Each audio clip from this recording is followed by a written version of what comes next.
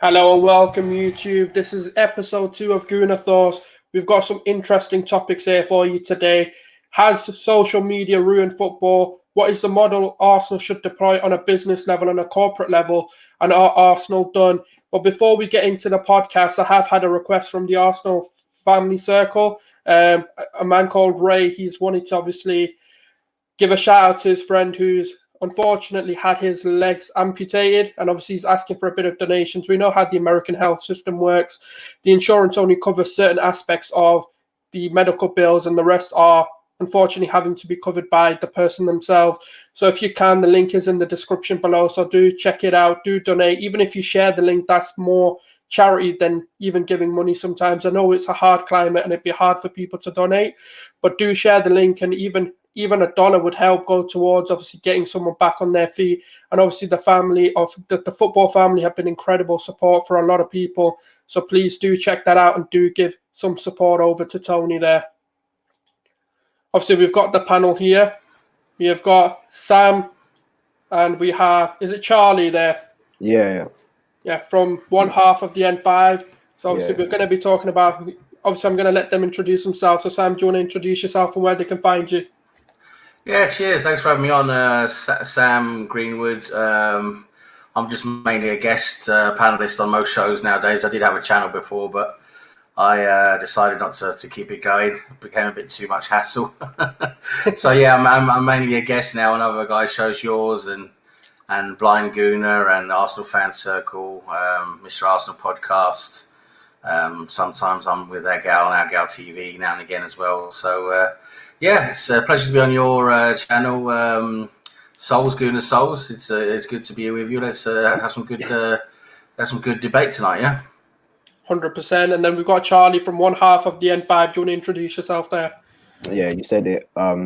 So sweet for having me on, mate. I'm Charlie, one half of the M5. Obviously, my co-host. I think he might be able to join later. I'm not too sure, but yeah, one half of M5, and let's have a good debate today. Yeah, 100%. And then obviously here's Arsenal Fan Circle's channel, obviously raising money for Tony. It's a good cause. If you do have anything you can help, obviously share the link and everything. It's all in the description below. And obviously one of the first things that I did want to talk about, which is one of the hot topics right now, and it's social media and football, and our opinions on whether we think social media has ruined football or has it actually helped. This stems from abuse all the way down to whether football are making decisions such as signings based off the fact of social media, and just your opinion on what social media has done for the world of football. Obviously, I'll go to Sam first. What's your opinions on everything? It's a big topic. You can take a lot of time talking about it, to be honest, but to try and sort of sum it down a bit. I think social media has done a lot of bad things for football. More bad than good, in my opinion. There are some good things there, joining communities together across the world, making communication easier. Obviously, information gets out lightning quick, all different types of information that you didn't really get access to before. That part of it's good, but unfortunately, that whole negative side of it has just taken over so much. Like you say, the people who are never happy with anything and just don't really know how to conduct themselves, who would just go to those lengths of, abusing people, threatening people, taking that into the world of football and being a fan, there's no place to bring in that personal level of anything when it comes to football. If you can agree or disagree on something about a player or what we're doing as a club, but you never say to a player not performing, listen, I want to come and kill you, or I hope you die, or I hope your family dies.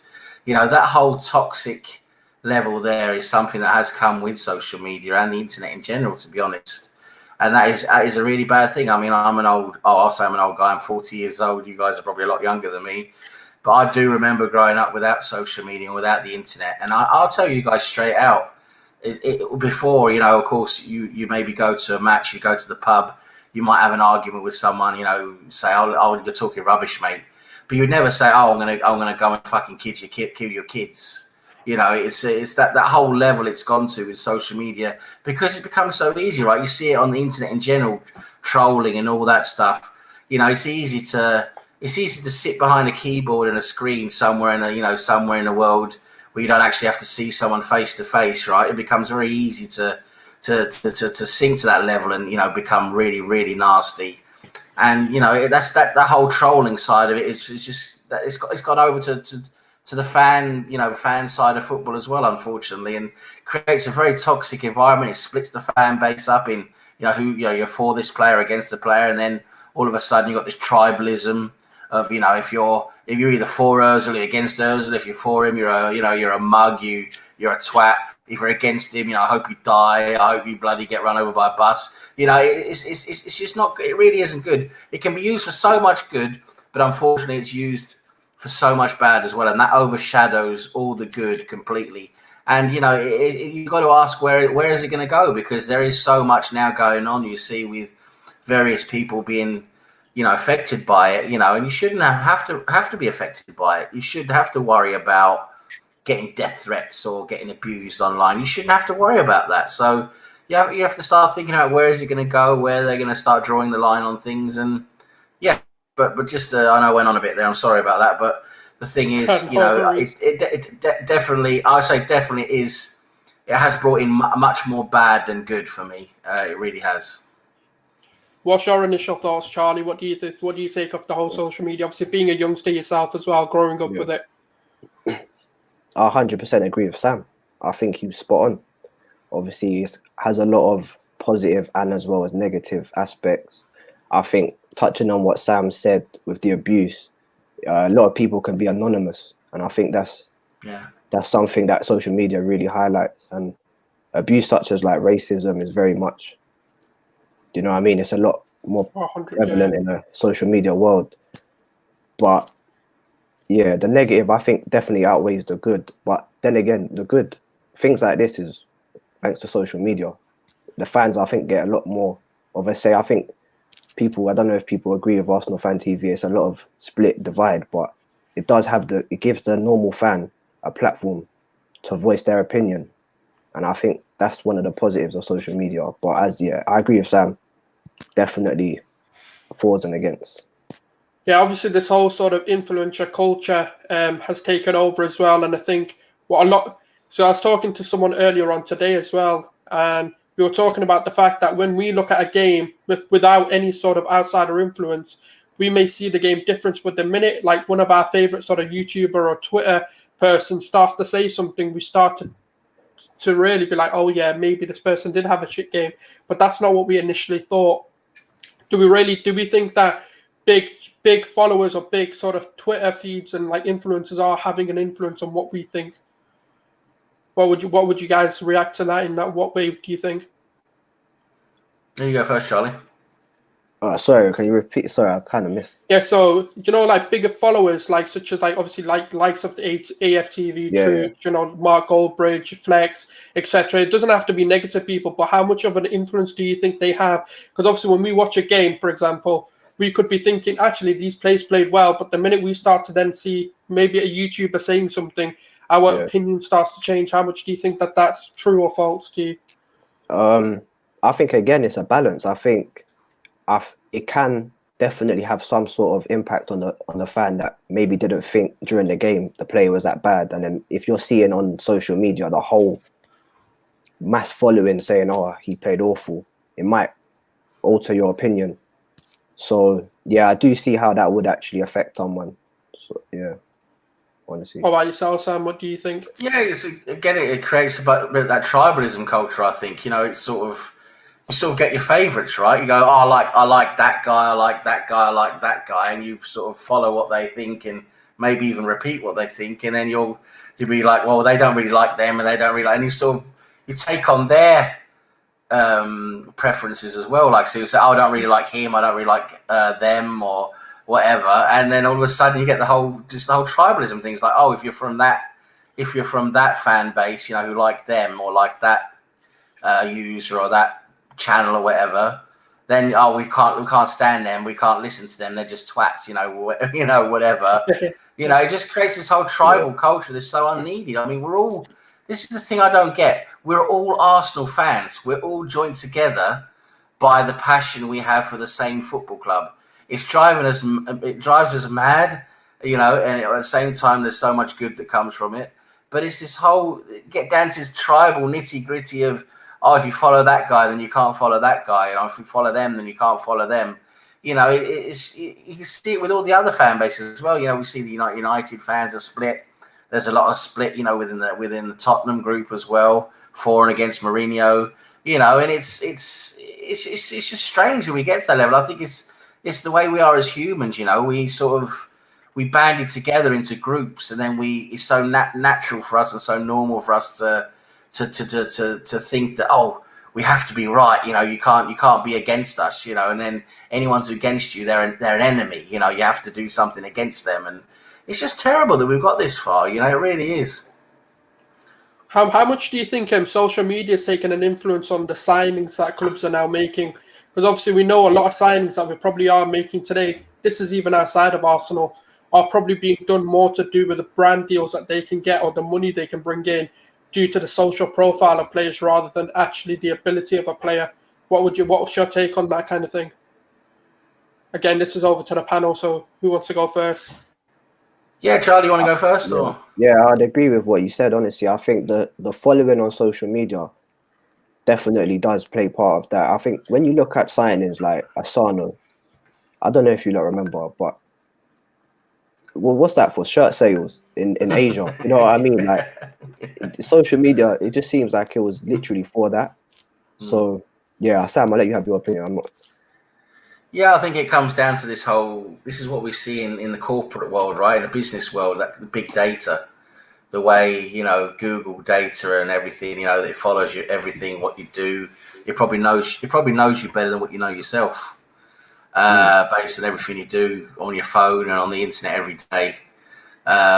It will develop a character profile on you. And I'm sure clubs use that data, to find out which players are popular, which players can get a big gathering of followers, and what Charlie says, that links straight away to merchandising, right? Shirt sales, memberships, buying memberships online or whatever. All of that links together, and that's why I think we've always, not generally now, but we have previously always had that token Asian player, right? The guy we have to add in the squad basically to keep the Asians happy, right? Buying shirts. A couple of them, I don't think they even played for us at all, unfortunately.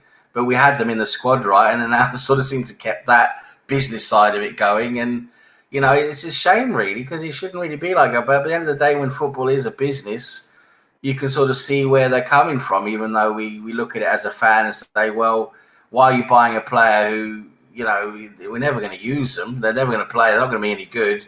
But we just have them there for the business profile to keep fans happy from that side of the world and to keep buying shirts. 100%.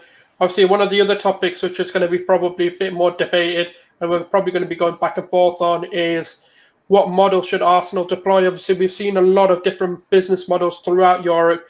We've got Ajax who develop young players, still winning the league and be competitive, but then sell off their young assets to keep the team going.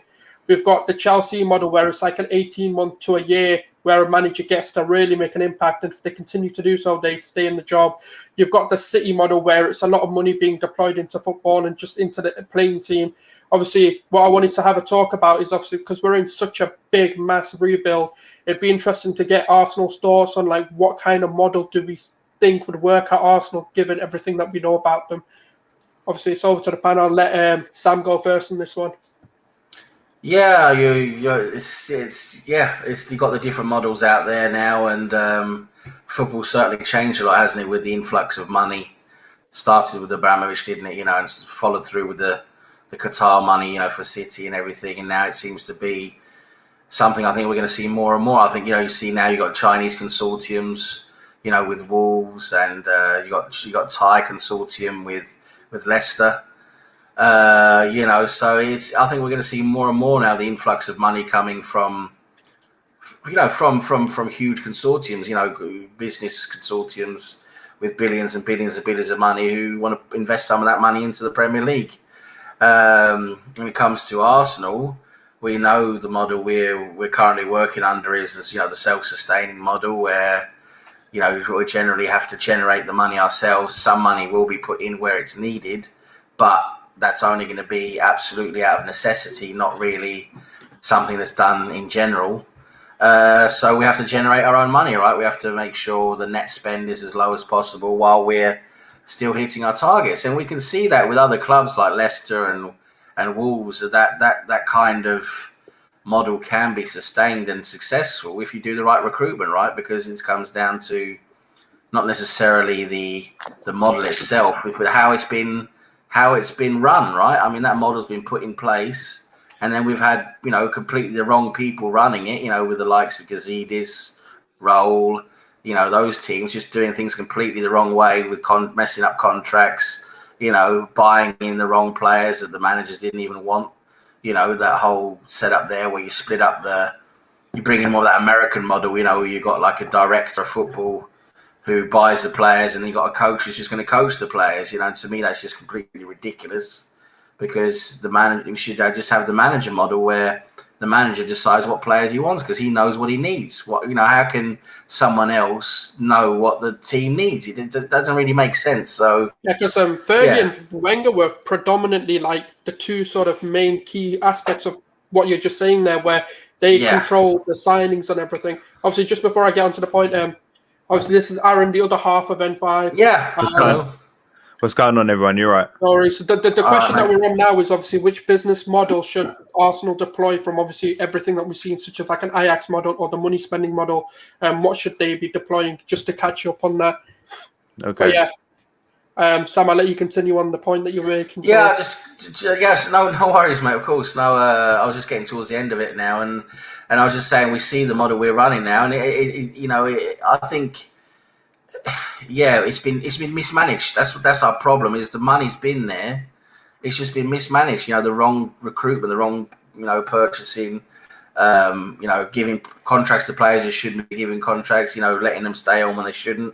You know, just making basically the wrong decisions all along the line, where you see other clubs like Leicester, Wolves, you know, with less money than what we're doing with a self-sustaining model as well. And they buy in the right players, and you see where they are now, right? So recruitment is so important. But for me as well, I'd like to see at Arsenal. I think we would love to see some more money put into just go in and go for those big targets, right? So, okay, now Arsenal haven't spent money. I mean, literally, Kroenke's the only owner who still hasn't put any of his own money into Arsenal when it comes to recruitment, you know. So it's down now to say, okay, if we really want to push on now with Arteta coming up the summer window now, get those players in, maybe bring in a couple of marquee big name signings. You know, why can't he put some? You know, we're well within financial fair play regulations. Why can't he just put some money on the table and really go for it just for one summer and say, right, let's get the big boys in and make some real statements now in the transfer market and see what we can do. You know, we want to make top 4 next season. We're going to have to bring in some top players. We really are, if we're going to have a squad that's capable of doing that. And so I'd love to see the owner put more money in, which unfortunately, until now, he hasn't, right? 100%, yeah. No, 100% agree with a lot of what you said there. And obviously, I'm going to get Charlie's opinion on this. Yeah, well, for me, it might be a bit more controversial, but I really think we should follow the more Chelsea model. I think they have been the most successful club in the last 20 years in England, trophies-wise. I know it's a very ruthless kind of model. Managers can get sacked after winning things, but you can't deny the success. I think the current model we're on now has actually regressed us, especially in the last 5-6 years. We haven't even made Champions League like we used to, which was, if anything, sugar over the cracks, if you know, paper over the cracks or whatever it is. But yeah, for me personally, I could be a bit more controversial because I know a lot of Arsenal fans don't or despise Chelsea, but the success can't be denied. And I think if we took that approach, I do think we'd win more trophies, and I think we would be more successful as a club. And you know what, building off what Charlie's saying, because Souls, I told you this, but me and Charlie went through it the other day. When you look at the amount of money Chelsea make off player sales, the model is a lot more sustaining than people think. Now, I'm not going to sit here and pretend to be a financial expert because I'll never do that. Like, you know what I mean? But if you just look at it, you can clearly see they're selling the likes of what Morata 60 million. They sold Oscar for how much money? They're selling their players that they buy for high fees, mostly for even higher fees, or they're still getting a good return. So it's not as unsustainable as like people think. People think like Chelsea are going to go bankrupt or Man City are going to go bankrupt. No, they're some of the best well-run clubs in the world. If City or Chelsea were going to go bankrupt, they would have gone bankrupt by now. Look how much money City have pumped in, and their revenues are getting higher every year. You can just go look at the stats. You invest big money in us. If you're trying to change a sports team and change a direction, you have to invest big money to then see big return, because you're having to change the club, especially in the likes of Man City, who are a smaller club. Now look at the gap that's closed. Man City, let's say if we stay how we are and Man City keep going, in 10, 15 years, they will be a bigger club than Arsenal. It's just a fact, because they're going up and we're regressing. So if Arsenal, we either keep doing what we're doing, or I'm not saying you have to be a Chelsea or Man City, but you have to change something, because this hasn't been working now for over 15 years. So it's time for a change. But obviously, as I said, I'm not the expert, so I can't tell you in detail, like to the point, what all of those changes should be. That's up for the people in the club. This is Gary from Don't Waste a Tweet. Obviously, we've had him on before. Gary. The point of the podcast that we're on is we're just talking about business models Arsenal could deploy and whether we could see success from them. But obviously we talked about Chelsea, and obviously we talked about a self-sustaining model. Is there any specific models that you think we should deploy, Gary? I mean, if we have an owner with money, so if they wanted to put it in there, they could. I mean, I feel like we all know why they won't put money into it, because they don't need to. Essentially, is what the case is there. So I think that's what's going to happen there. I mean, I think also they need to have the right people in there managing the squad, managing the teams per se, contracts, recruiting, all of that corresponds to like you talked about, a really well run team, and we don't have that right now, right? We've had to go in there and basically slash and burn all these contracts because they just made some really bad business deals. The problem I see is that are they gonna do that again? It seems like they may have already done it again with the Willian and Aubameyang deals, because the Aubameyang deal I think is more of a surprise. The Willian deal, I think, they're gonna get burned on the last year. The 2 years might have been fine, but the last year definitely is going to be a problem there. I mean, it's all about the people that are running this ship, basically, and I don't think they have them in place right now. You've got Richard Garlick coming in. He's going to help fix that. I think they can do it, and I think if they want to, they have to have the right people, though. Everything's about the right people, and they haven't gone out and got the top people to manage the club right now. Right. I understand Arteta's in there, but they haven't got the people around him either. They should be able to go out to any body in the world and say, you know what, come and run our club. And they should be able to get a yes from that. I don't think they're asking. I don't think they're asking enough, the right people, or asking at all, which, sounds like bad business to me. I mean, if they're in this for the money in the long haul, then you got to spend, you got to at least spend some money somewhere. Either get the top players in the world. We're not doing that. All right. Get the best manager. Well, we didn't do that. All right. So then how about we go and get the best people to run the squad then, recruitment and all of that, and make sure, we're getting bang for our dollar, right? I heard kind of as I got on talking about bringing in, the young players to be able to sell them. I think the one thing that Arsenal hasn't done pretty, recently is they don't market their own players as far as their values go, right? Every player that comes in, when it's time for them to go, it's almost like everybody in the world knows that Arsenal's gonna, they're gonna balk when it comes down to deals, right? You're gonna be able to lowball them all you want, because they don't want the player, and that's bad for business when people feel like you're doing that to your players, and it hurts the players as well, because then they go out on a with a bad taste in their mouth. So all in all, it's just. Yeah, even on that, we're getting bullied by both. Like, even the players are bullying, the leadership team into giving into the demands, or they leave. And then obviously on the other hand, we're getting bullied by opposition teams to take the players we want to keep. But obviously one model that I really would love to hear people's opinions of what if we follow the Barcelona method of La Masia promoting the youth and giving a youth a check? Because we know even in the past we have produced some brilliant youngsters, whether it's in 1 or 2 batches or whether it's a few players. Obviously, we can see our youth academy right now. We're producing some brilliant players. Obviously, we've got the likes of Saka coming through it, Smith Rowe. We've got the likes of Balogun could become a star, whether he stays or not. Obviously, it's still 50-50 on him whether he stays. We can see many players in the youth academy coming through. What would a La Masia model, would that work for Arsenal? Or do you think the Premier League's too tough for a youth system to be deployed? I mean, we've seen. Oh, I was going to say, just look at Saka, looking at Middlesbrough Rowe. I mean, they've had limited exposure to Premier League games, and they've seemed to be okay. I think coming up in the system, they've built them up where they've been able to come in. And if you do, so I feel like they had a plan. Do they have it now? That's the question. That's that's the question we can't answer. Is with all the turnover, do they have the same people here running that academy where they're going to come out? And we're going to get, these diamonds in the rough like Saka and the Middlesbrough Rowe who might need a little bit of work, but we know the skill set's there. I don't think I think we actually don't have a choice. At some point, that's going to have to be, we're going to have more youngsters than we probably want to have on the squad just to be able to manage it.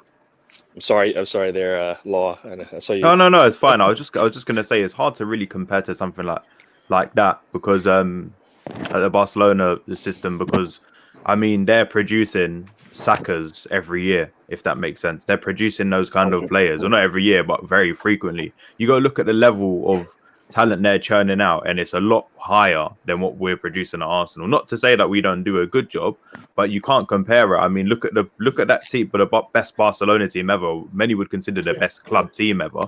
A lot of them come through the academy.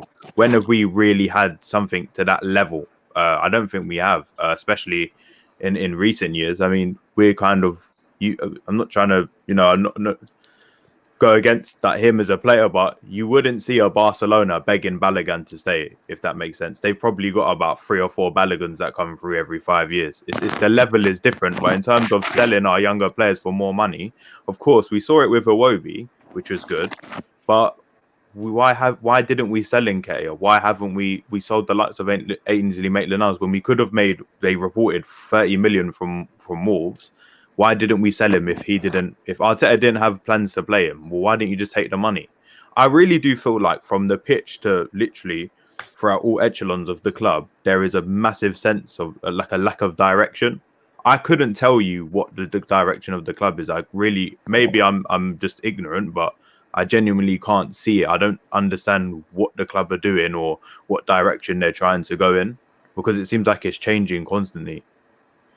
Yeah, because obviously one of the things that I wanted to say is, sorry, go ahead, because I was going to change the topic a bit. What were you going to say? I was just going to say, just to follow up on what Laws said there is, I think we do see that based on what Arteta's been saying and what Edu's been saying, that there is a clear target there to that top 4. Next season now, I think top 4 is a target, it's a challenge really as much as we can on all fronts. But where we're really lacking, what I said is we're lacking in that everything's been mismanaged, right? That's the thing. We have the target there, but the people running the club are mismanaging the club. We're making the wrong decisions. We're buying the wrong players. We're letting the wrong players go. We're letting players who shouldn't be here staying too long. We're just making all the wrong decisions to sort of make things as difficult as possible for us. I think the target's quite clear and where we want to go is quite clear, but it's just the way we get in there is completely wrong because we've got the wrong people basically, doing the job. It's like right now the you look at who we've got running the club, they're all amateurs. I mean, we brought in Edu, who was coordinator for Brazil. He's got no experience at director level or technical director level at all. We've got Arteta, who's basically just learning on the job. He's an apprentice. We've got the other 2 main people at the club basically. Who you've got to ask questions about. How is that then working? We have at least brought in someone with experience now. He's coming soon. with experience with Garlic, but he's only going to be working in the administrative side of things with contracts and things like that. So hopefully our contracts will get better. But yeah, it's just being mismanaged, right? Josh Kroenke, who is our CEO, who has been appointed as the chairman, basically the head of the club. He's got no idea about football, right? He just wants Edu and them to sort of do their job, but he doesn't have the expertise or the know-how to realize where things are really going wrong and where he needs to put his foot down and get things going in a different direction. So I just think that is the sum of all the parts we have at the moment. Is it's just you just got the wrong people doing. It's mismanaged. They're not doing what they're supposed to be doing. And like you said earlier, and that's what I've been saying as well. If we really had ambition, unfortunately, we don't seem to have that ambition right at the top. We basically say, okay, I'm going to put the money up. Let's go and get the best. Let's go and get the best director of football. Let's go and get the best manager. And just really put some investment into it from the top down, and from there, you might actually create something. So, yeah, it's a mismanagement definitely that's going on at the club. Yeah, literally, part of what you're saying was what I was going to say is that when you look at the likes of City, and even if you look at United, for example, and what they're doing on a youth system as well, Ollie's actually not demoted his assistant, but the assistant that he actually originally bought, he told him to go into the under-23s, I believe, and actually manage there, because what they want to do is a system of what Barcelona do, is have players who have managers play their system from a youth level and understand the philosophy side of things of what, essentially the Barcelona way was like understand the philosophy and learn the philosophy and the tactics of the club and the history and what the culture of the club is, and then you get promoted into the first team and actually allowed to manage the first team. And to this day, that's what they're doing. You can't manage Barcelona unless you're an ex-player or have gone through the La Masia system.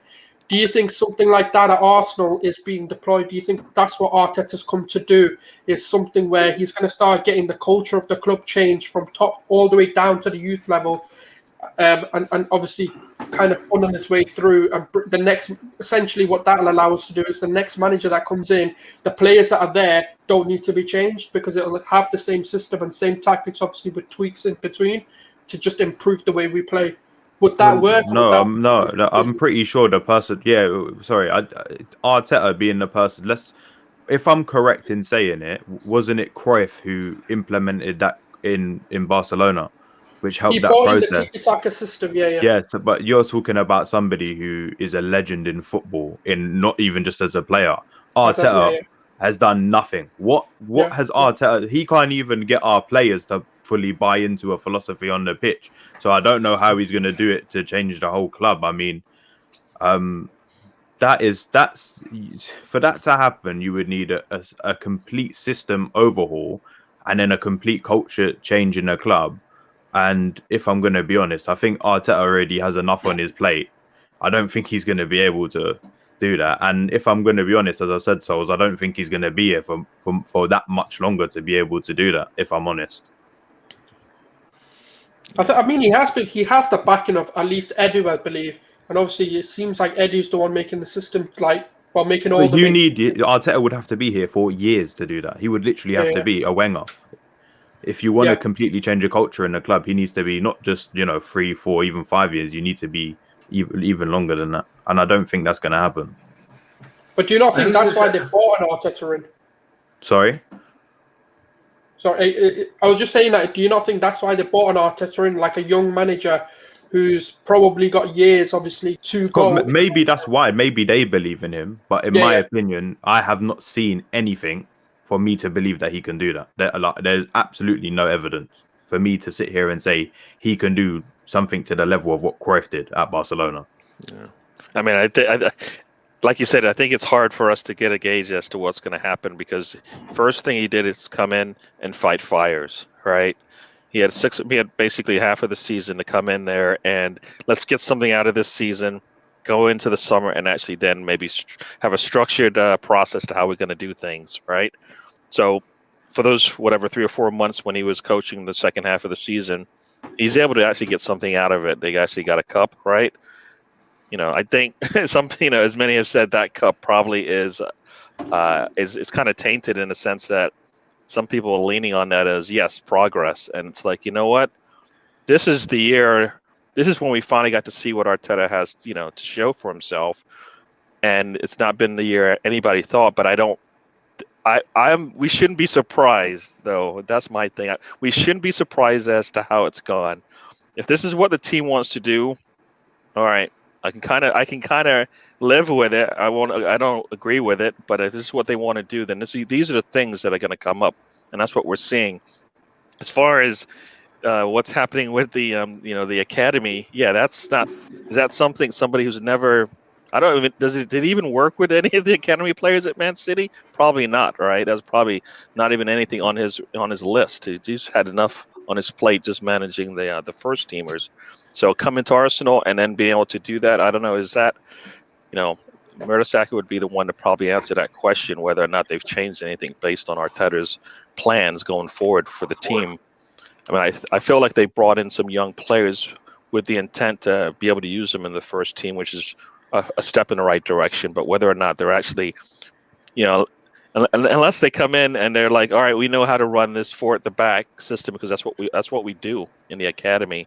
I looked at the academy. I don't think they run the structure that we have. I think it's a 4-4-2 is what I saw on some of them, the lineups, right? So I think they're not even running the same thing they do on the first team. So that right there would be an answer as to whether or not, there's a structure that allows you to get into the first team and have a place because you know what you're going to be doing.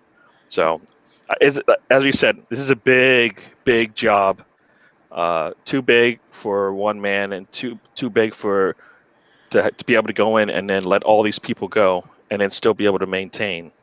I mean, hopefully this Overmars is somebody who can make a case for coming in and maybe helping out because they need it. I think they need somebody at their level. Good implementation. Obviously, he's had time at Barcelona as well, so he does understand how to change a culture. I guess he's been through a system like that. Obviously, being Dutch as well, we know what the Dutch are like when it comes to football as well. They're very passionate tactically as well. I think obviously with Sam was going to touch on something, so I will let him obviously make the point he was about to make. Yeah, I was just going to say that Arteta, I think he's brought in for the long term, but I think he needs that support around him in the under-23s that will be in charge of the development of the under-23s, the youth and up to under-23 level, who can then there's got to be that red line, from the basically the under 10s or 9s or whatever it is when they first come into the Hale End, academy, the youngsters, and just make sure they're all sort of going in that same direction, right? That the head of youth development has to do that. And, there's talk of maybe Bergkamp coming in and being the head of the under-23s, and that, which I think would be fantastic. I think that would be a perfect role for Bergkamp. And if you bring in Overmars as well to be that more sort of overlooking the whole development of the team, that type of role, whether that be technical director or whatever, I don't know what they do. Was thinking there with Overmars, but to get more support in with Overmars and Bergkamp, I think it would be fantastic if they could pull that off. And just that whole model of bringing up more youth players into the team, that would be an exciting way of looking forwards. But with Barcelona, you got to remember they still had. I agree with Laws. Of course, there are levels of what we have in terms of the level of talent coming through, but they also had a lot. They would implement that with loads of stars, right? I mean, they would buy big name marquee signings to play with the younger players. So there's that issue as well. It's not, if you're going to have a Barcelona model, it's not just great youth players coming through, but you've got to have big stars there to carry him through as well, right? Which at the moment we don't really have many of, or any of, basically. So it's a very difficult way of doing it, I think, going for the Barcelona model. I think we're doing it at the moment with the younger players is we're that model of we're just bringing in lots of talent just to see who can mold and who can go through, and those who sort of don't really make the grade, we sell them, right? Like Maitland-Niles, Reece Nelson now, probably Nketiah. We're probably going to sell those now, guys, in the summer or before that. Hopefully before next season, we're going to sell them because they don't have a future at the club now beyond this season. I really can't see it. Yeah. So we can generate some money from them, and that's what we're going to be doing now with some of the younger players. Generate some money, and hopefully, we can use that money on better recruitment for the first team. So obviously, Charlie, I've not heard from you for a while. Yeah. Have you got any takes on this? Yeah, just to summarize you lot's points, really. In terms of Overmars, I think Overmars would definitely be a good addition. Obviously, he's got a proven track record. People forget Ajax is one of the best academies in the world in terms of facilities, and they've really brought through some good players, and he's been successful there. So I do think him to come in for the Arsenal academy would definitely improve the culture and definitely be a good addition.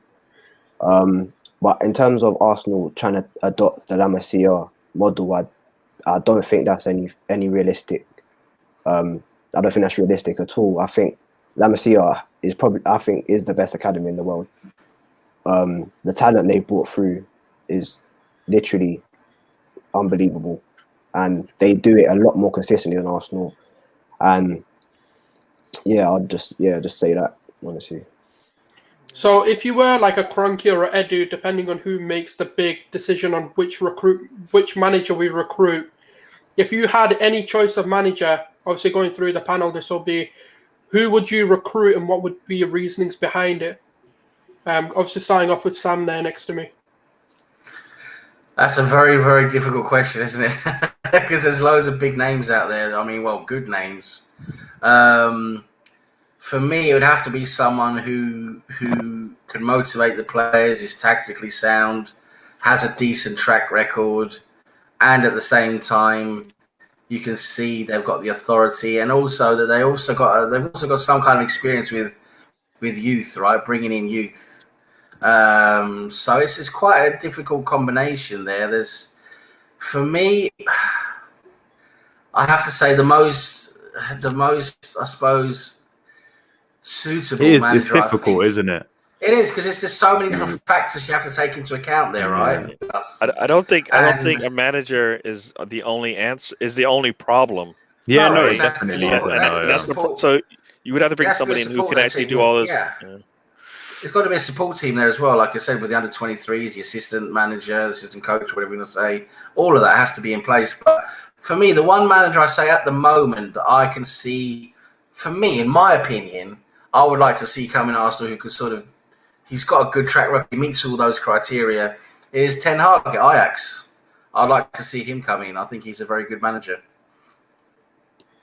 How about yourself, Charlie? Obviously, the reason why I asked this question is just to kind of gauge how difficult of a job Arsenal may have at hand, or how easy of a job you might think obviously the recruitment process is.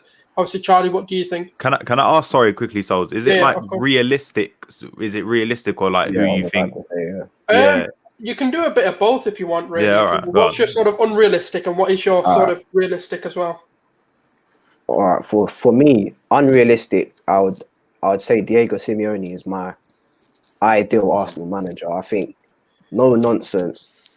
Do you think he would accept Xhaka making mistakes every week? Do you know what I mean? Like, tactically sets up, you know, exactly. Simeone's ruthless, isn't he? Exactly, ruthless, tactically solid. Yeah. I think he would definitely shape the team well. But I do actually think that's unrealistic, unfortunately, because I think he loves Atletico, and it wouldn't be easy. But realistic, it's a difficult one, I'll be honest. But before Ancelotti went to Everton, in fact, Benitez, he's in China. I would actually take Benitez. Well, he's actually unemployed at the minute. Exactly. Oh yeah, exactly. So Benitez is a realistic option. I think he's got a good track record, and I actually think he would improve our squad. He's a good manager, manager. 100%. I would take him all day. Rafa Benitez for me, yeah. What about yourself, Aaron? What's your... Oh, me. Do you know what? If it's gonna be like right now, there's about 50 names that I would pick from, because they're more proven and doing better than Arteta, if I'm honest. Maybe he can turn it around, but we'll see. In terms of a manager now, or near around the time, so let's say when we're back in the hiring process last year, I would have got in Ancelotti. I think that would have been a no-brainer for this club to bring in somebody like that. Maybe not Allegri. It seemed like he was going to join at one point before Emery. Then they wanted to get Allegri in apparently, and then Emery overtook him in the job process. So maybe they're not fond of him, but I would have taken Ancelotti. And then a bit more unrealistic, but it was maybe a bit realistic, was when Klopp decided to take a year out. Yeah, I think it would have been a perfect time after Wenger won the cup to say, look, now it's your time to go. Thank you for everything. You've completely changed this club. Yeah. And then gone for Klopp. Because Klopp would have been undeniably successful to some. I'm not saying he would have won Champions Leagues at Arsenal like Liverpool, he did at Liverpool, but we would be in a much better position right now if we would have made that decision. So I would go for Klopp. What about yourself, Gary? What would you? Yeah, I haven't thought about this one too much. So I'm gonna use kind of the model that I think we actually need to do with the players. I feel like for us, we need players that can play now. So we need players that know the Premier League, be it they were here and they got relegated and they're playing in the the Champions League. I feel like there's managers in the Premier League that they probably could pick up and they wouldn't have to change much in this. They would now have hopefully more money to deal with. A bigger, Arsenal is, should be one of the top teams in England. A lot of people think they've dipped. So I feel like they should, there's managers that they should be picking up in the Premier League. I think Southampton's manager would be one. I mean, even some of the managers that are sitting towards the bottom of the table, because they just don't. Those teams do not have the monetary, financials to actually do better. Would be a good fit if it's a project. If this team was structured in such a way that they had everything they needed except for a manager, then you could go out and get one of the top, a top manager, and you would see improvement immediately. But since it's such a project, I feel like you might want to take some, either some of those younger managers or some of the managers that have been around for a while that just they've hit their ceiling in terms of what those teams are going to get. I mean, we look at a lot of the teams in the Premier League right now, and we're saying, you know what, top 6, 6-7 places is the best they're going to do. They just don't have the financials to go any higher and compete. So those would be those managers that that can springboard you, because Arsenal should have the money to compete. So the top, for better players, and maybe get more out of those, with the managers who are more seasoned. So I kind of feel like, going out of the country would be good, but I also feel like they could stay right here in England and pick up a manager and get the best out of the players. But like you said, it's a big project, and it's more than one man at this point. I'm not going to lie, I'm surprised I'm not have heard anyone say Nagelsmann. I think he's obviously someone that's young, up and coming, with some new ideas to bring to football. Obviously, when we look at RB Leipzig as well, with the way he's played, he's made them look like world beaters, and they've only just been promoted into the Bundesliga. Even when you look at their sort of Champions League run as well, he's shown he's competent to change tactically. Obviously, like we've said, we've now obviously we've kind of talked about how difficult of a job Arsenal have and how the great has fallen, really. And obviously, this kind of like moves on perfectly to kind of like the final thing that it was on the agenda. Are Arsenal done? And this can mean many things. Are they done as a big club, or are they done as a top 6 side? This could mean, obviously, are we looking at a Liverpool kind of thing happening where they were so great for so long, and it took them 20 odd years to come and bring back, the glory days of Liverpool? This is over to the panel. Obviously, I'm going to go with Sam. What's your thoughts on like whether Arsenal are done or not? Well, in terms of where we used to be, you can say we're close to. It's not great, right? I mean, look where we are on the table now, right? And it doesn't look like we're going to be making European football unless we could manage to win that Europa League, which also doesn't seem very likely based on our performances and what the way things are looking now. It's not looking good. But listen, Arsenal, we're a huge football club. There's a hell of a lot of clout at Arsenal, and I just think we need the right owner. That's what I think. I think we need to get the Cronkies out, and we need to bring in a real ambitious owner who wants to do things, because I think you put some money down with Arsenal, we can get right back to the top again. We can. We're the biggest club in London. London is arguably the biggest, the most important financial city in the world. you know, as a club, we're huge. We're still a sleeping giant, to be honest, because not much has been put into us in terms of ownership money. Exactly, Sam. Do you know what? It makes me sick to see like City doing what they're doing, but Exactly. we've got so much potential. It's gone. Sorry. And you're so right. We've got so much potential, and right now we're just being, messed around with. Basically, this is what's happening, and you get a real serious consortium, a real serious, bunch of guys in who wants to win things and put Arsenal back on the map, and we can do it, and it doesn't. You don't need to take a lot of time to do it either, because you see what Chelsea and Manchester City do. You just throw money at it and it happens, right? So that's what can happen in Arsenal. Well, I can see happening in Arsenal. I think the Cronkies, it'll probably take a while, but what I'd love to see is, I'd love to just see them, realize, listen, just sell it as an asset, sell it to someone who wants to buy it for a good price, and get sold to one of these Middle Eastern consortiums. There's a few in Saudi Arabia, still a few in Qatar. There's even that Dangote in Africa. He's worth a lot of money as well. I don't think that's more realistic. I think there's a Middle Eastern option. So I know there's a lot of Saudi Arabian consortiums who want to come into the Premier League, like they're trying to go in now with Newcastle, but they're not letting them in at the moment because of different reasons, politically behind the scenes.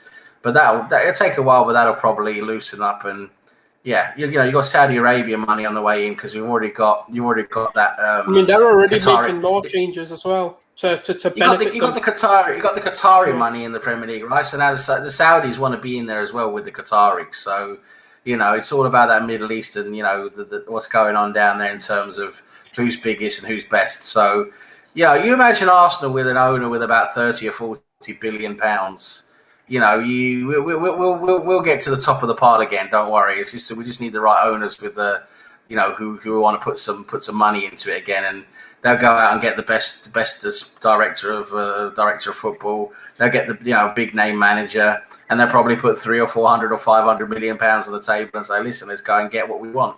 And that's what I think we need to see happen, and I think that will happen within the next 10 to 15 years. But until then, with the Cronkies, this self-sustaining model, unless we can find someone, unless Edu starts and his team start, recruiting correctly and, recruiting the right players, because it's down to recruitment then. You've got to recruit really, really well, like Leicester, like Wolves, like those guys. If you can't do that, you're not gonna get anywhere. And unfortunately, I don't really see it at the moment from Edu. So unless Edu can manage and his team can manage to do that, nothing's going to happen with Arsenal until we get new owners in who just say, listen, let's just bring in the best and do it the right way. Is it so? If we got, let's say for example, Cronkies don't go, but we got rid of Edu and brought in someone with maybe a bit more competence, would that change your opinion? Well, for me, I mean, if I'm thinking, I mean, you see how much more money Manchester City and even Chelsea start to generate, and Liverpool generated by being successful. This is what I can't believe that the Cronkies can't see is, if you're a successful football club, you're winning trophies or challenging, right at the top, you generate more money, your revenue is higher. Yeah, right? Look at Liverpool. They don't get that Nike deal if they're not successful. They increased their revenue by over 100% in 3 years. It's incredible what they did, by bringing in Klopp and what he did and everything. So, it's there, and we can, we've got the most expensive ticket prices in the most expensive stadium, basically, square meter for square meter, seat for seat in the world. There's so much more potential there that can be got at. And so if I was a Kroenke, I'd be saying, okay, what the hell are we doing? Let's bring in the director of football from Leipzig. Let's bring in a Nagelsmann or a Ten Hag or someone like that. And okay, here's 500 million quid. I've got 500 million quid we can invest into Arsenal now because I haven't invested £1 since 2006. So here's 500 million quid. Let's go and buy some players and do it properly. That's the way it should be done.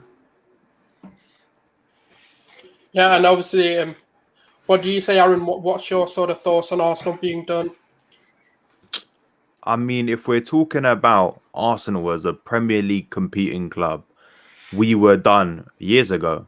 I mean, we've been on a decline now for many years. And then how we were. We all said that top four is minimum. if we don't get top 4, we're finished. And now we're not doing that, and we're not really close. So in that sense, we're finished. And then in the sense of, I don't want to be too dramatic, but in the sense of, if we look at the club now, where is the optimism? Apart from looking at a couple young players that really look like they can have a good tenure at the club, and they're really exciting to watch. From the manager to even with the way we play over most of the time, to what goes on behind the scenes, to the owners, what is there to be optimistic about? There's nothing I can look at in the club and really say, there's nothing I can look at in the club and say, you know what, we're going to push for top 4. Yeah, they're going to go out in the summer and do this business. Maybe they'll do okay business. Maybe we'll finish 6th next year. But in terms of a long-term plan to really get this club back to where it needs to be, I cannot see the evidence. And I understand it will take time for anybody that has to come in, but that doesn't mean you give time blindly to people who are clearly not making sufficient change. I think we can all agree whoever needs to come in needs, you're not going to do it in 6 months or a year, in my opinion. It will take time, but you need to accelerate it somehow. And what have we actually done? The only thing people can point to is something like we bought Party for 50 million. Okay, but we've bought players before. We bought we bought the Ozil, we bought the Aubameyang. We've done that before. And we need to see more.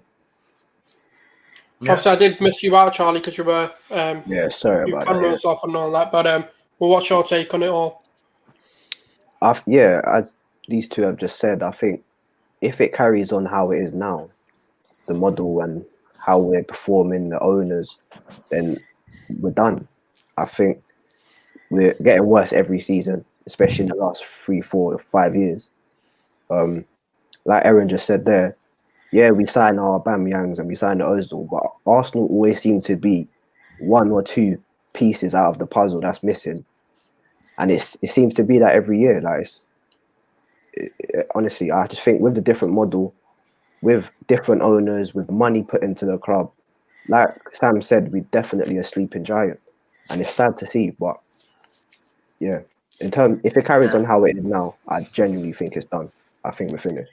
But because the thresholds keep changing every 5-10 years. Firstly, it was I wasn't knocking about when I was 6 or whatever, talking about things like this. But Sam and whoever's old enough, I'm pretty sure when Arsenal were challenging, you thought if we don't challenge, then this is like a failure to us because we're so used to challenging. And then it became top 4, and now it's top 6. And what is it going to be next? Top half. This is what I'm worried about because it keeps changing, and the bar has been lowered so far to the point where the bar is in hell, in my opinion.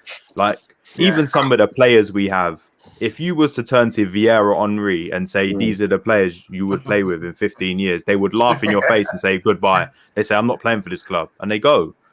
And that's what you're seeing. There is a fantastic story that apparently is apparently real. Evra said it. Patrice Evra was friends with Henri. And he said Henri turned the telly off when he was going to watch the game and saw Xhaka was captain. And that's completely believable. He just didn't want to watch it. He just said, Xhaka's captain, I'm not watching this. Sorry, we're watching something else. I don't blame you. That shows you what it's like. And I grew up just Arsenal weren't great when my first years watching Arsenal.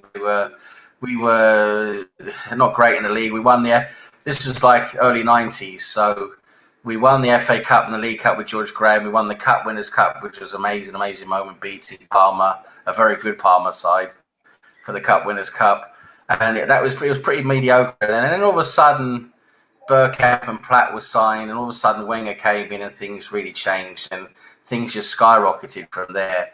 And it created this whole atmosphere at the club that we're one of the best in the world. We're the best in England together with Man United.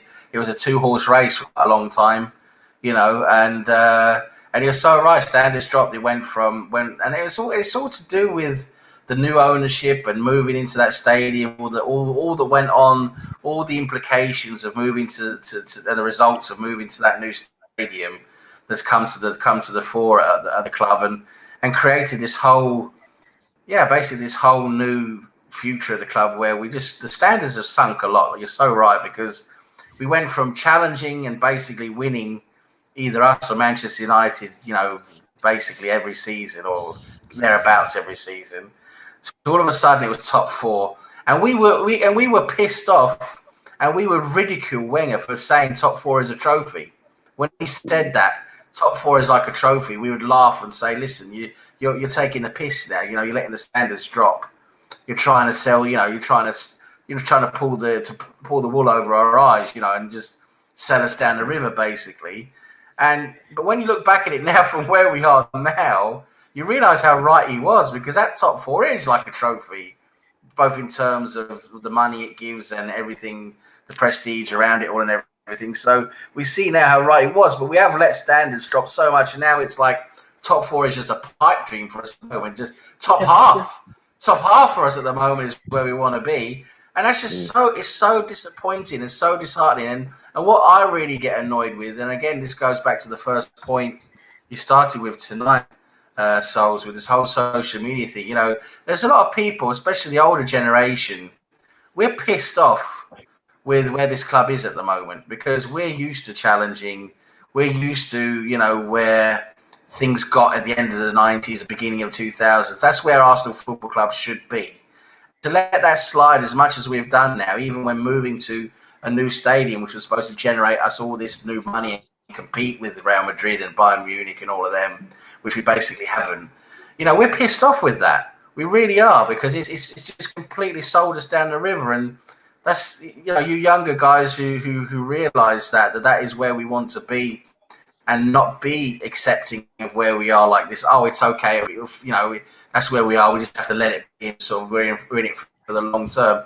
It's just not good enough. That ambition is not good enough. We want to be top of the pile again. That's where we should be, because that we've shown over a long period of time that is where we should be. And to let that slide to where we are now, it's just disgraceful. It really is absolutely disgraceful. And that's where the younger generations, you guys who grew up, I don't know if you guys are under 20, you probably didn't see all that. No, we're over 20, yeah. No, so it's, you guys probably saw some of Henri play and all of that then. When you grow up with that, right, how can you say to yourself, we've gone from Henri to, Lacazette? It's pitiful. It really is. And this is it's not even just talking about. It's not even just Henri to Lacazette. It's like RVP to Lacazette. That's what I'm saying. The bar has constantly fell. We've gone from one level to another, and exactly. I God forbid it ever falls lower than it is now. But if it does, we are in some real. Well, that's when you can say we're done, Souls. If it drops any lower than we are, right now our ambition is top half. That's where we are at the moment. If it drops any lower than that, then you're done. Then you're done, right? Obviously, Gary's not had a say on this yet. Obviously, gonna let Gary. I'm just sitting here trying. You guys are shooting bullets, and we're just taking them. There's nobody blocking it. Oh, all right. So I guess I did miss the part about social. I don't know if I can get to that at the end of this, but as far as if we're done, I put down some notes about that. The first thing, I was just thinking about this season, because I can't think of what's going to happen in 10 years from now, what's happened in the last 10 years. But in reality, that's me being, short-sighted as to, is Arsenal done? If Arsenal was a top 4 team, which players on this team would be part of it? More than 5? I'd say maybe. Wait, you got Leno, Gabriel, Tierney, Saka, Smith Rowe, maybe. Smith Rowe. God, I can't. Martinelli. Martinelli, yeah. There's not a lot put it like that. So there's maybe 5. Yeah. Maybe there's 5 to 8 players on this team right now that would be part, and they wouldn't be all starters if this is a top 4 team, right? Martinelli probably wouldn't. Some of these players that are playing now probably wouldn't be playing on a team that was top 4, because you wouldn't have your core be 19 to 24-year-olds, because those are the players that you just named, right? Oh, and Partey, we can't forget him. Who? Yeah, Partey. Thomas Partey. Partey, yeah. Partey, yeah. So he's the old man, right, in the group. And if we can get him on the field, that might be nice. I mean, he's got a walker. That's how old he looks right now. Zimmer frame. Yeah. So if we're not, we're done for this year. I would say we're done for this year. Yeah. We are, yeah. I feel like I'm gonna cry now because it's like, wow, this, like, we're talking about, you want to hit the bottom and then get up and then start again, right? This is, I think they keep softening the blow each transfer period. We keep softening ourselves and then dipping again because they don't do enough. They have to do. I've heard stories of like teams doing like 8 to 10 players in a transfer period, and it's possible. That's where they are right now. They need to be able to do something like that, but they don't have somebody who's going to give them the money to do it. I mean, when I think of Arsenal, I think of them as like being, when I say, like, we all say they're top 6, but if you came into, like, I'm in the U.S. right now, and you took, the NFL would be the biggest sports, league going on right now. If, for example, let's say the Pittsburgh Steelers, they're maybe second, or depending on who you're talking to, they might be second or third on the list of top NFL teams, some would say, based on number of championships and stuff like that. Arsenal is not number 1, but they're not number 4, right? They might be 3, maybe, right? If somebody came in, now nobody's buying those teams. If you can, you spend a lot of money. Nobody's buying those teams. The fact that somebody was able to come in, buy Arsenal, and not even understand the sport at all, they don't understand the sport, is sad for the sport. Like, it's sad for, like, the Football Association, the Premier League, but they let something bad happen to one of their premier teams because they're not putting the money in. They're not actually saying, what, we are behind this team, and that's what's sad about it. It's they let this happen, and could they have stopped it? I think they can. I've seen it before where they say, what, you can't buy this team, and because it's not bad. It's bad for business, right? You've got Arsenal, like you said, 11th right now with teams around us with games in hand. Chances of us. But the problem that we have with that right now is that the club is already bought. So there's not really much the Premier League can do to force him out or even give him. No, he owns and he bought the majority shares because obviously he took it from Usmanov. I don't doubt that Kroenke is going to leave anytime. I mean, why would he leave? He gets what he wants out of the club. I mean, he's going to milk it dry, and that's the problem, right? And, But I mean, but in general, though, I'm saying I don't know. They can't force him to do it, but they can make suggestions like, maybe this isn't for you, because you're killing our sport, right? We got you in here, but you don't really want to be here. You don't really want to. We're not seeing, this is the Arsenal, right? This is like somebody coming in and doing the same thing to Man United, or Man City, right? Or Man United. Somebody coming and did that to them. It would be bad for the league in general. On your point, though, I think there is a growing European resistance for American investors in terms of them trying to make it franchised, because I see really small decisions like when they tried to make the Super League, where the American owners are really pushing to make it similar to American sports model, because that's what they're used to, and that's where you can make the big money in terms of if you control all of the media rights and you split it amongst yourselves as a franchise, then you can make a lot more money. And I think there is a growing European resistance and even the English resistance when we saw it when they were trying to make the decision about the Super League to those American owners. And what pisses me off, I think you might know a little bit about this, is that I'm not trying to say that the Rams are an incredible franchise, but you see it in their decision. So let's say they got rid of their quarterback and they got Matthew Stafford. I mean, why doesn't he make those proactive changes like that for Arsenal? Well, there's a. When I look at that deal, they went and got seniority. They didn't necessarily get I think it was Goff that they had before. He was at one point an up and coming. I watched the NFL. They got to the Super Bowl with him, right? So obviously he's not bad. But I think what they wanted to Yeah, you're right. He doesn't understand. He doesn't understand football, like Premier League Yeah. football, because, like you said, he wouldn't do that. He wouldn't let his team get stooped to this low. Where if the Rams are sitting at basically sitting at the bottom of their division, he would do something drastic because he would have no choice.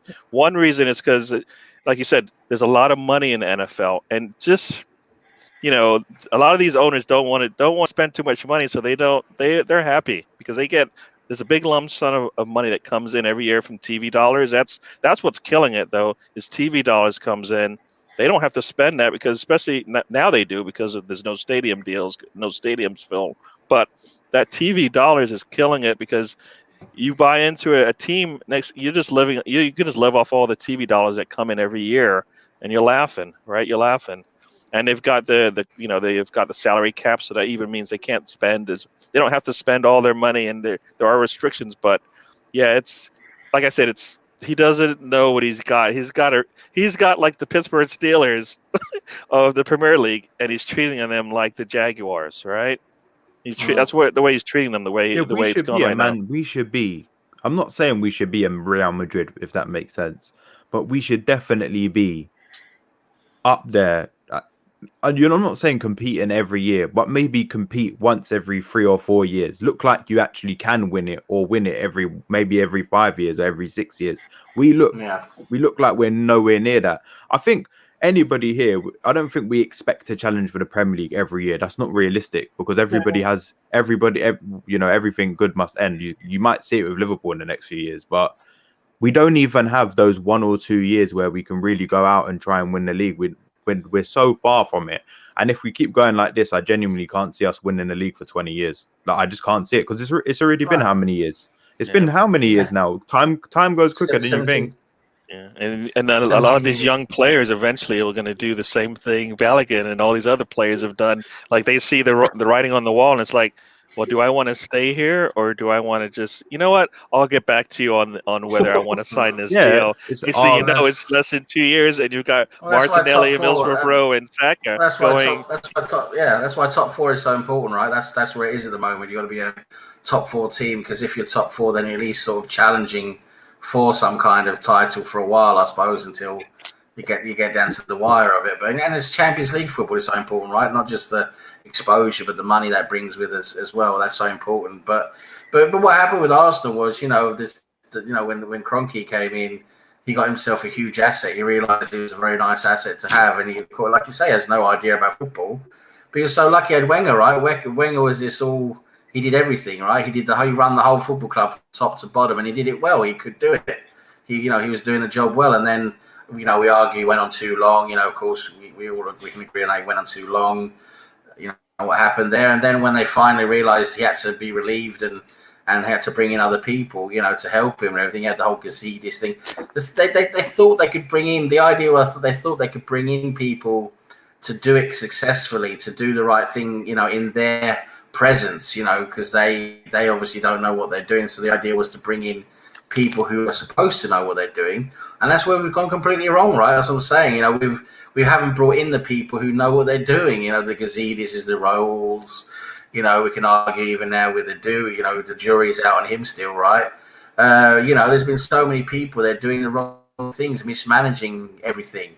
And that's where a lot of the problem lies with Arsenal football. It's just been mismanaged. The stadium was mismanaged. The repayment structure was all wrong. Far too much money went into repaying the stadium instead of going into the squad.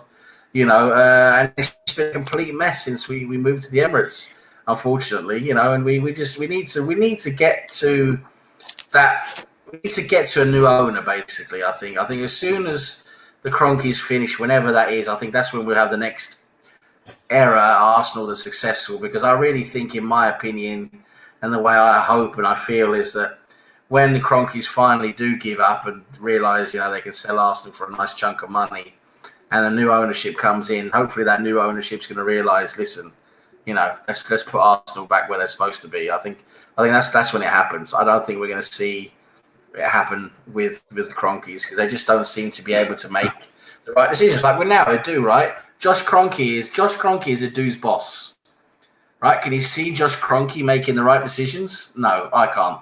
Like if it all doesn't work now within the next couple of seasons, right? Edu possibly has to go, right? So if Josh Kroenke then, which he most likely will be still in charge, he has to pull the trigger on Edu.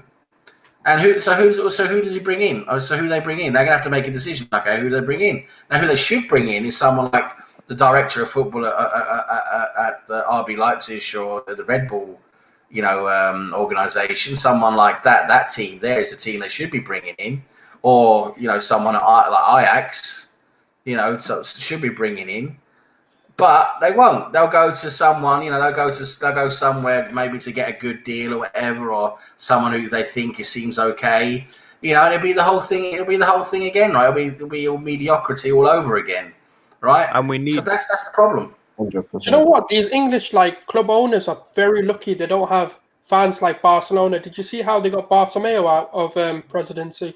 Oh yeah, but it's a lot more political and their situations are extremely political. President thing, don't they? Yeah. I do you know? I think also. Sorry, I was going to say. I think also with the fact that there's no fans in stands, that's helping them a lot. That's helping them a lot because there's. It's not like you go to the when the fans were going to the stands and they decided they weren't going to show up, right? And now you look at the stadium and it's empty. You know what? What's going on? It's Arteta, empty. You know what, Arteta? If there were stands, if there were 60,000 people at the Emirates, Arteta might not be here because I'm thinking that Burnley game when we get to 4 losses in a row, basically. Yeah. And we're just looking down towards relegation. I tell you what, the Emirates that day would probably be a riot or close to it. 100%. But even now we don't. Wenger, so. Oh, sorry. No. I was also going to say, can we please, whatever the club do, because I think it's clear to me, because we touched on this the last show, it's clear to me personally that Arteta and Edu are not on the same page. It just seems to me that they're not on the same page. They don't want the same things, and I think it's reflected in these stories we're hearing about Arteta wanting this and Edu wanting this, and this is, they're not splitting the decisions. So when we do make a change, please, at the time, you need the manager to be on the same page as everybody. You need a clear philosophy running through the whole club, and it's like that with anything in life. It doesn't just apply to football. It applies to, running any kind of business or the things that you do in life generally. If you're part of an organization, everybody needs to be on the same page with the same goal, running at the same kind of method, and you want the same ethics. But it seems like at Arsenal, it's just so disorganized and amongst the hierarchy. And that's what I said. I understand what you said about our clear goal is top 4, but it's like where are the decisions? I don't think as a fan I can't see it. Well, I mean, like you said, if Edu and Arteta are on the same page, and that's essentially that's because they've hired him backwards, right? They hired Arteta and then they started filling in all these pieces around, and they need to be, like you said, in step. It's like bringing players in that don't suit a particular system and then ask them to do something like we've seen in the past. They can't do some of the things he's asking them to do. So that's why he's gone younger, and they can do it. And now everything that he wants to do works because he's got younger players that actually can do it, or players that are willing to go out there. I mean, that's part of that team attitude I think you guys were talking about. We don't have those that's another thing. We don't have those players that want they don't have to want to, right? I lose the ball, I'm gonna go back and get it. I need to put my head down and do what I need to do. I'll do it. Now we've got people that they'd rather just sit on the sidelines and not play. We still have probably some of that going on right now. So it's a big. I've said it before, a big mess, and yuck. Like speaking about all of these problems and issues. Like, what do you think about those who say, well, we went on that 5-game run where the future looks good? Because to me, like, the problems are running so deep. I honestly, even if we finish, let's say 6th this year by a miracle, I'm still not even confident in a long-term position of this club. Those 5 or 7 game stretch, those were at the end after about 4 or 5 of them, I think. Most fans I guess most knowledgeable fans are sitting there going, well, we can't keep this up. So what happens when we have to start resting Emile Smith-Rowe and Saka? And then all of a sudden, Tierney gets hurt. Luiz does his bit.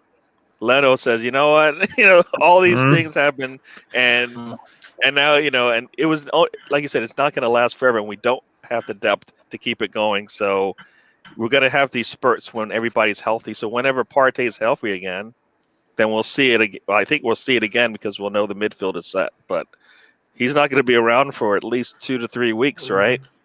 I mean, We don't have, Partey's an issue, isn't he? Yeah, the one thing I guess maybe I might be jumping around here, but you talked about like Adu and Arteta being out of sync. When they brought in Partey, it seemed like they were holding back getting him onto the field.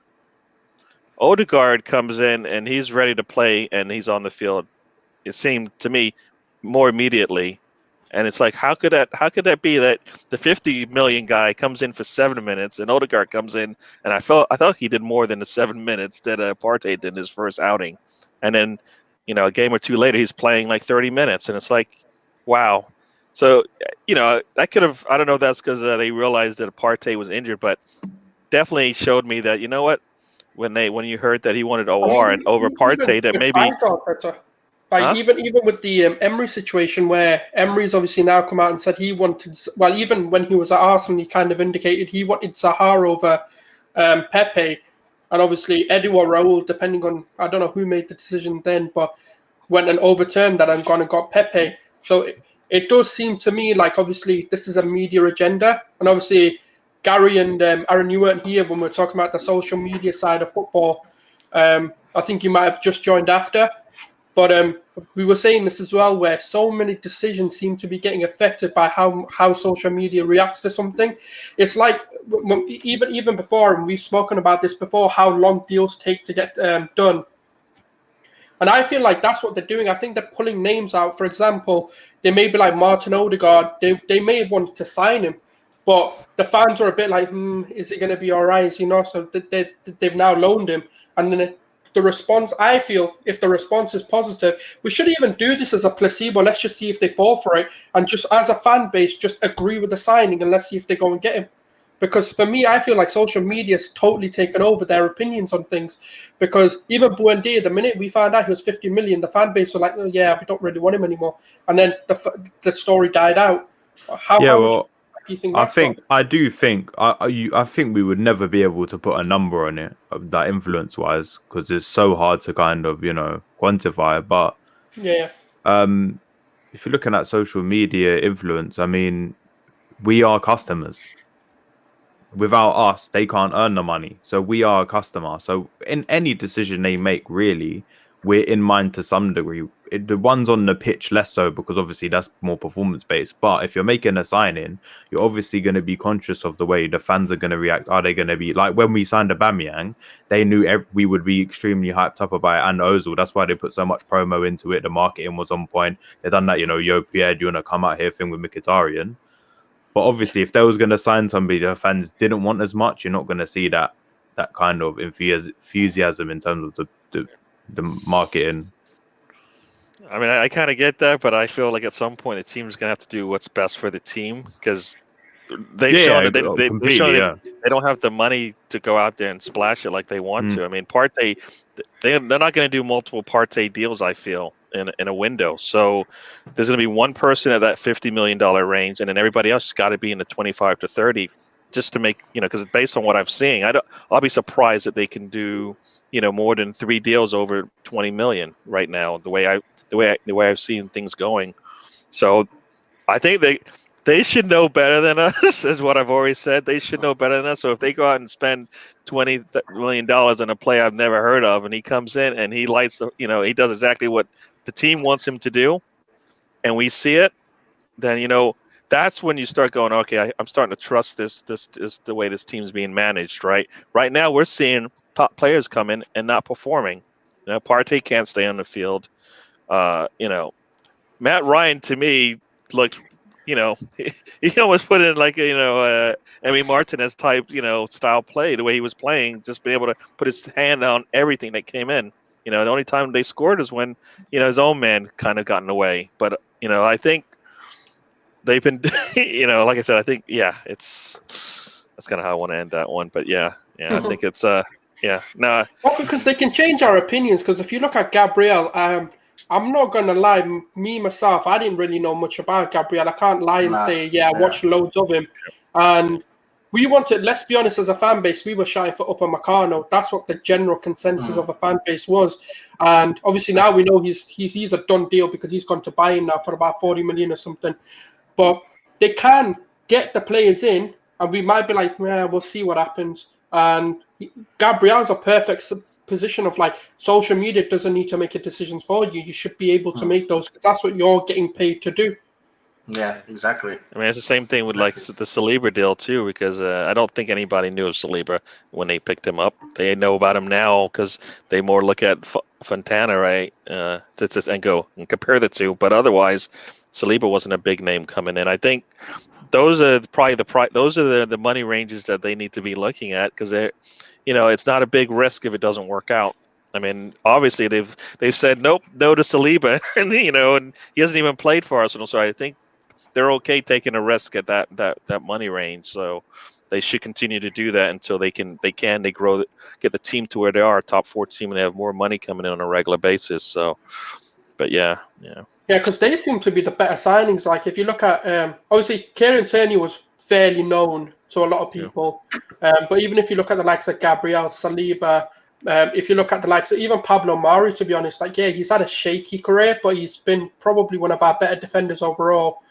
And sometimes, you just got to take the punt and, really use the knowledge that you've gained over the time. Because Eddie was an ex-player. He should know what to look for. Even if it is just South Americans you want to bring them in. Because at the end of the day, you've been there, you've done that. We're fans at the end of the day. We don't truly know what a footballer needs to have to be able to get to the next level. We may be able to identify talent, but we're not in the industry enough to understand it fully. But obviously, Gary, you wanted to talk about social media as well. I'll let you have your say on that. No, I mean, I think the question was, has it ruined football? I mean, I think it's ruined a lot of things, because it's I think those that are using it, at least the famous people, the popular people, the professionals in the sport, are using it and not realizing how powerful it is. Usually if they want to do a press conference, they would bring in their 5 or 10 best news reporters and talk to them about whatever they were going to push. Now they can just do that on the internet and then allow people to interact with them. Half of them probably hate them before they even said a word, and and then others love them to death no matter what they do. So I think it's that, along with the money, has kind of ruined a lot of sports, definitely football. Because we look at players and we know their contracts now, and we're like, well, he's not worth this, because I see somebody over here making less and doing more with it. So it's like all that, and it's information, right? So it's another form of information you're getting. Now you're getting into the minds of these players, and you know how to needle them now. Some of them have to come off social media, because sometimes they put too much information out there, and then it gets used against them, and then they have to shut it down. So, I mean, I think, it's ruined a lot of sports. I think the trick is you got to try to ignore it somehow, and they don't want to, because they feel like that's how they make their money. It used to be what they're doing on the field or behind the screen or whatever.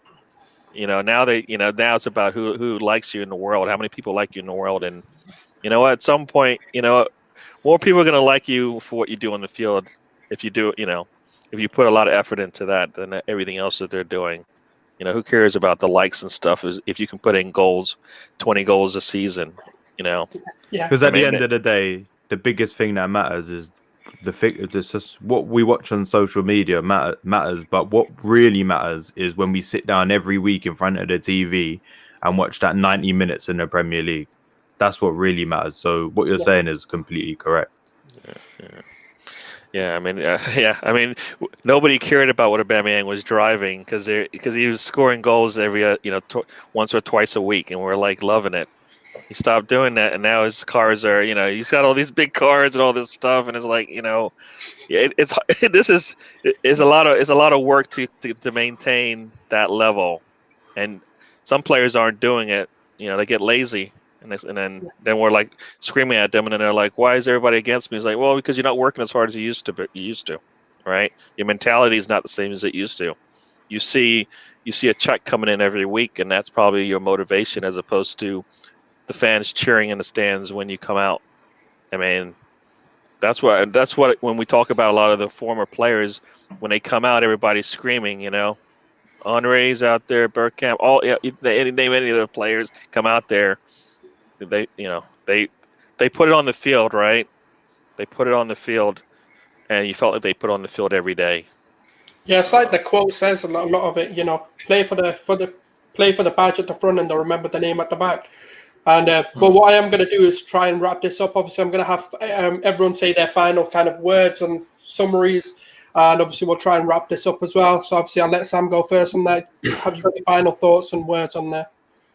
No, I just think we've had a really good chat tonight. Sorry, I think we've highlighted a lot of good points. Don't really need to go through it all again. I think, you know, if anyone wants to look back at it, I think it's all there. You know, everyone's made some really good points. It's just a shame we are where we are at the moment, Arsenal Football Club. You know, we're sinking at the moment. We need to get back up where we belong, and everything's there.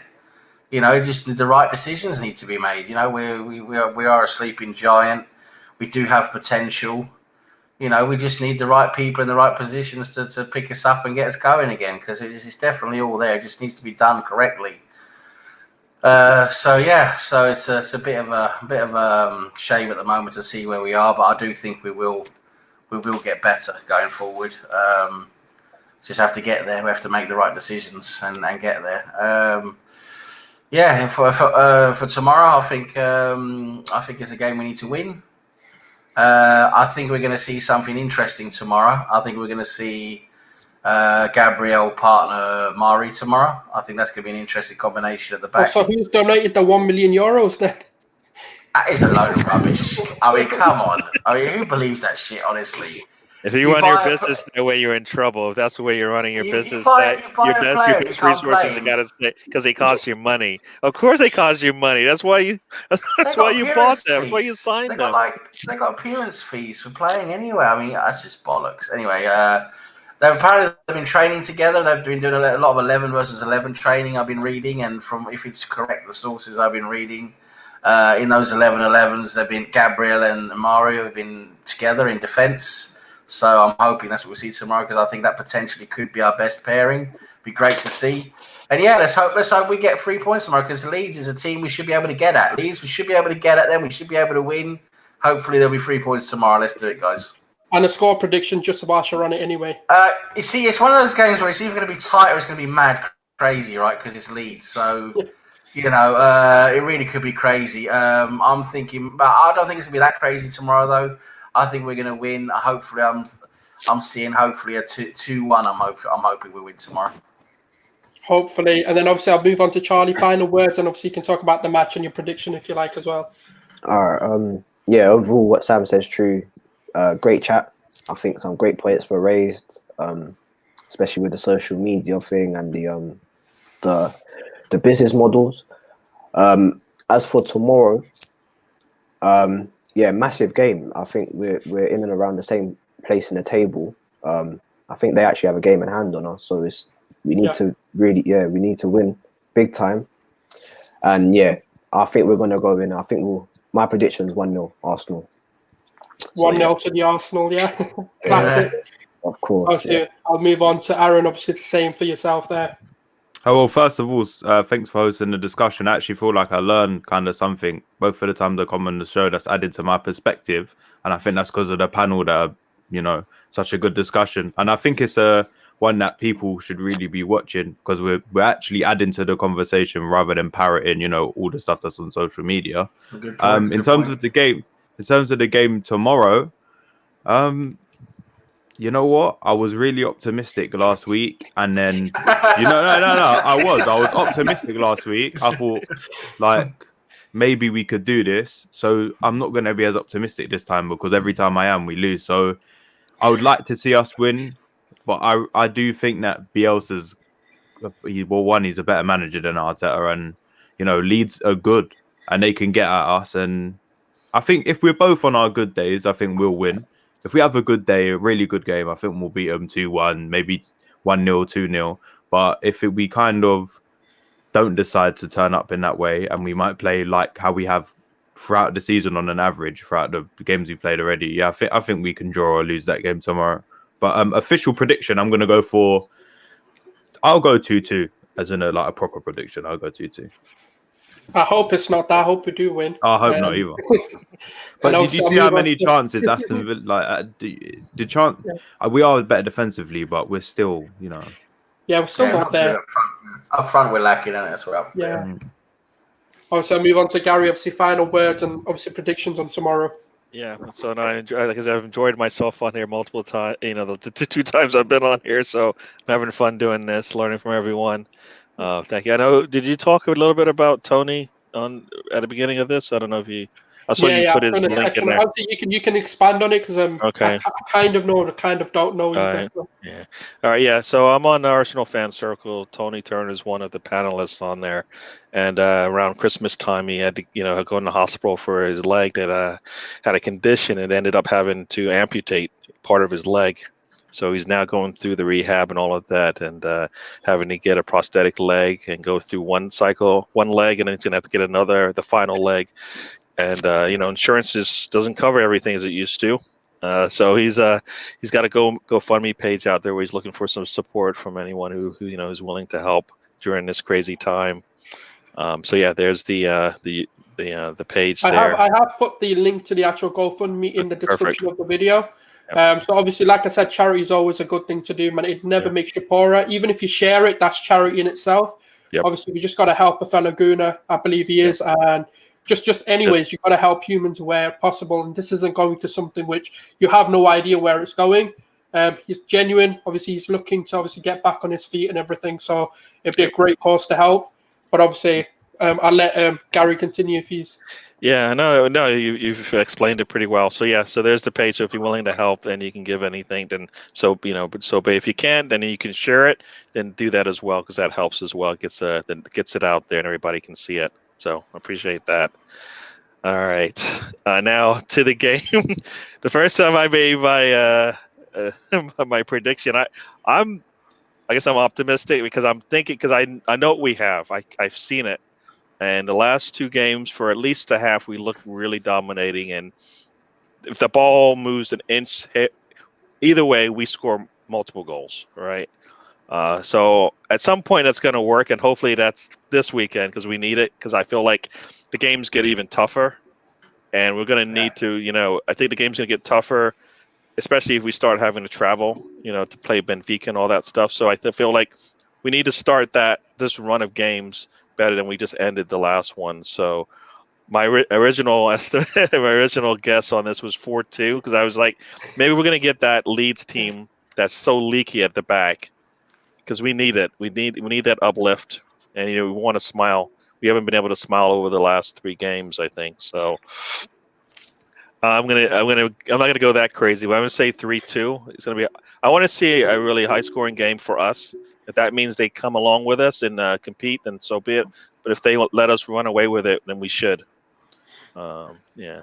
I mean, I think also we probably might. I mean, we might see Odegaard actually start and give him Ellsworth Rowe rest. I think he'll start, and then let him Ellsworth Rowe and rest, so he'll be ready for the Benfica game. I think I saw somebody made a suggestion, which I thought was interesting, is like maybe they put Saka at left back and bring Martinelli in, so they can have an even stronger attack with the team. And that would be crazy. I don't think Arteta is that crazy to do it, but he can do it. He's put Saka in there and pushed him to the back anyway. So why not do it for a positive reason, meaning Martinelli gets to play as well. So we'll see. I mean, I always say, I'll know how the game's going to go based on the lineup when it comes out. So I guess around 10:30 on my side over here, I'll be there. It's half for us. Yeah. I'll be either crying or smiling, depending on what he does. Yeah. I mean, for me personally, obviously, my final thoughts. Obviously, Gary said it all. Obviously, it was going to be the Tony situation. If you can donate. If you can't, share the link. And for me, I'm going to be probably the most ambitious because of what United did to Leeds, and I think that's what we're going to follow. And I think we're going to follow suit with a lot of pace up front. And I think this is going to be the game where Gabby or Aubameyang are going to be in the middle over Lacazette, and I think we're going to have a bunch of pace down the wings as well. And I actually do think one of the things that Arteta may deploy, I don't think he will, I don't think he's intelligent enough to do it, is put Xhaka and Martin Odegaard as D8s. But I don't think he'll do it. And my prediction is going to be a bit more bolder than a lot of people. I think it's going to be a hell of a scoring goal, and I think it's going to be a 5-2 win to Arsenal. Wow. Leeds has it in them though to let those goals come in. I genuinely think number one, I think we've got a bit more of a intelligent defense, should I say, over United in the way they started the season anyway.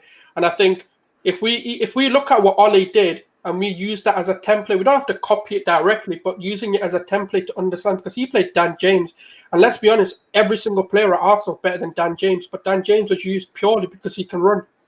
And if we can implement a system like that, I really think we can get at them. But obviously, we'll end it there. Obviously, it was an absolute pleasure having every single one of you. You know, it's always good to learn. Obviously, we've got the younger fans. We've got some of the more older and more experienced. Obviously, with Arsenal being at the best, we kind of see glimpses of it. Obviously, even Aaron and Charlie were a lot younger. We kind of just started watching football, and we didn't really understand it at the time. So it's always a pleasure having different and diverse fans on and getting different perspectives. So thank you very much, everyone, for coming on. Obviously, this has been Gooner Thoughts episode 2. There's many to come. And obviously, the panels will always have different people in them, depending on who I can get in. And this has been an absolute pleasure. Thank you, everyone, for coming on and obviously supporting and commenting on the sections as well. Nice. That is Gooner Soul signing out.